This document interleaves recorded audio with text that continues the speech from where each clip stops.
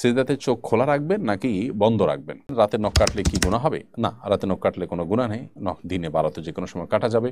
একসময় মুরব্বীরা বলতো রাখেন না, রাতে নখ কাটতে হয় না। কেন বলতেন তারা আল্লাহই জানে, হয়তো বিদ্যুৎ ছিল না।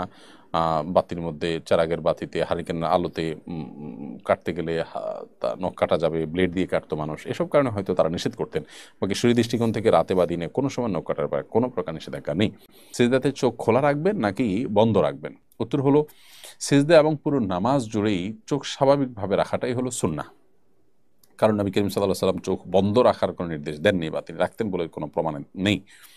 বাট কেউ যদি চোখ বন্ধ করলে তার মনোযোগটা একটু বেশি থাকে, তাহলে তার জন্য এটা জায়েজ আছে। অতএব এটা সিজদা হোক আর দাঁড়ানো হোক একই কথা প্রযোজ্য হবে। যে সিজদা গেলে আমি চোখ বন্ধ করলে খুব বেশি মনোযোগ হয়, ওকে, বন্ধ রাখতে পারেন আপনি। এটা মনোযোগ রাখার প্রয়োজন আপনি করতে পারেন, তবে এটাকে সিস্টেম বানানো, অর্থাৎ মনোযোগ রাখার ইস্যু না, ইস্যু হলো যে চোখ বন্ধ করে নামাজ পড়াটাকে উত্তম মনে করি আমরা। এরকম যদি হয় তাহলে এটা ভুল হবে। কারণ কোনো কোনো বর্ণনা ইয়াহুদিরা এটি করেন। হ্যাঁ, মনোযোগের প্রয়োজনে যদি হয় তাহলে সেটা তো ভিন্ন একটা যৌক্তিক কারণ, ভ্যালিড কারণ আছে, সেই কারণের ভিত্তিতে আপনি চোখ বন্ধ করে নামাজ পড়তে